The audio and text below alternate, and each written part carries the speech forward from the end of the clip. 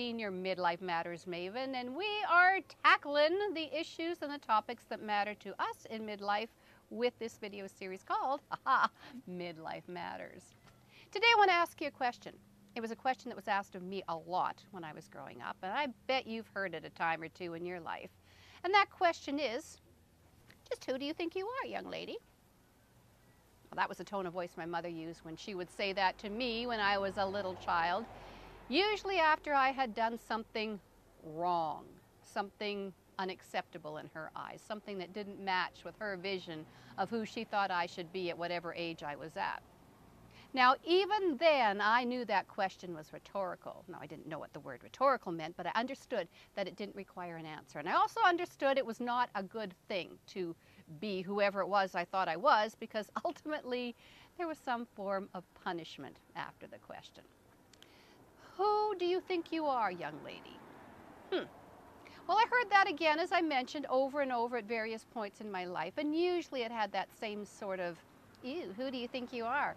Bit of disdain kind of attitude and approach to it whenever that question was asked. And generally it meant something like, well, you think you're pretty special, you think you're too big for your britches, you think you're better than I am. But for me, after a point, a couple of things began to happen. First of all, I began to ignore that kind of attitude and tone. Didn't really have anything to do with me. It had more to do with the person who was asking the question. And secondly, I decided to reframe that question as it kept coming up over and over again and really take it seriously and look at, well, who did I think I was? Who do I think I am? Well, initially, I looked at the roles I played in life. Once upon a time, of course, I was a little girl. I was a daughter, I was a student, I was a cheerleader, I was an actress, I was a girlfriend, I was a fiance, I was a wife, I was a mother, I was a divorcee, I was an award-winning actress, I was a playwright, I was a on-air radio personality, and on and on and on, the various roles, the various hats I played at various points in my life. I also began to look at the labels. Look at the labels to see if that gave me any clues as to who I was. You know, sometimes people give us labels.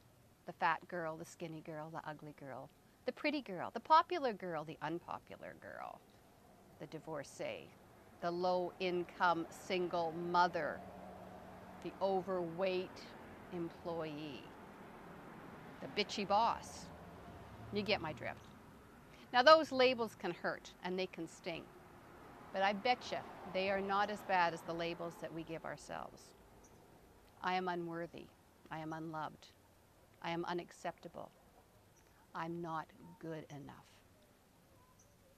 I began to take all of that together, the roles I played in life, the labels that were given to me by others, the labels that I gave myself, and I created a picture that became who I thought I was.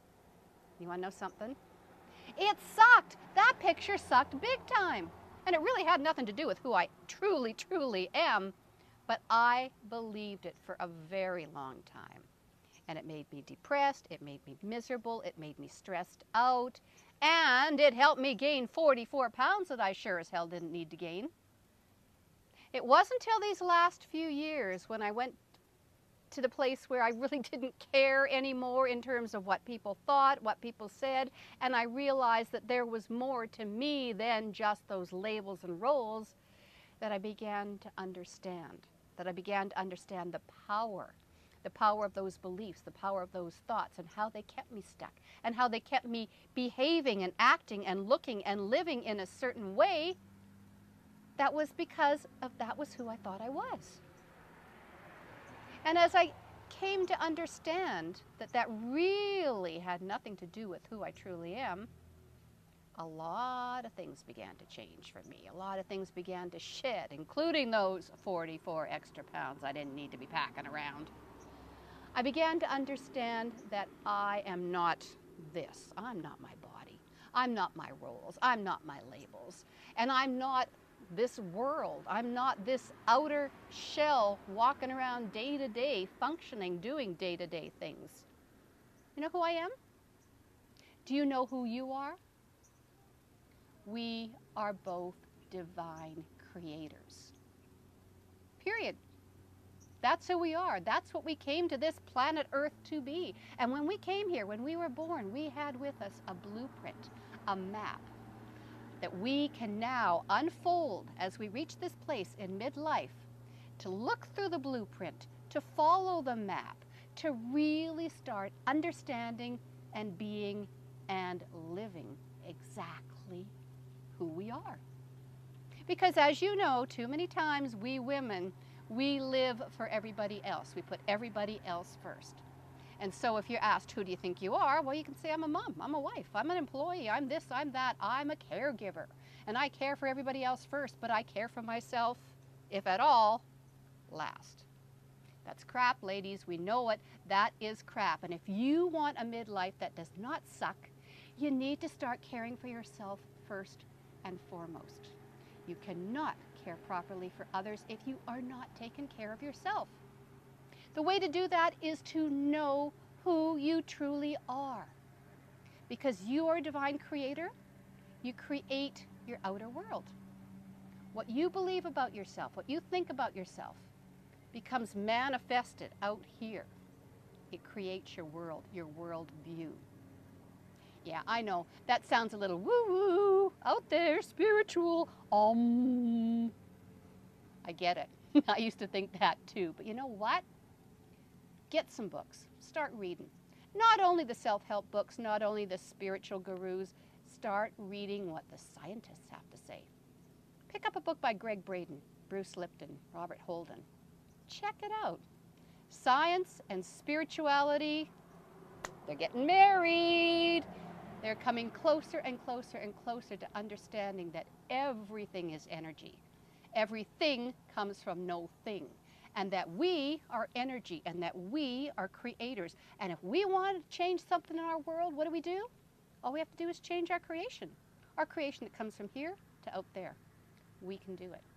So if your midlife sucks and you're tired of having that question, who do you think you are, being asked to you, even if it's being asked to you by yourself, change the answer. Change the answer from the roles and the labels and anything else that you've been dumping on yourself for 50+ years, and think about it. Truly think about who you are. So, are you ready to answer that question? Who are you? Who do you think you are? Tell me. Put your comments below the video and click the link so that you can sign up to receive all of the videos in the series. Okay, do it now. Who do you think you are? Answer the question, sign up for more videos, and I'll catch you in the next episode of Midlife Matters.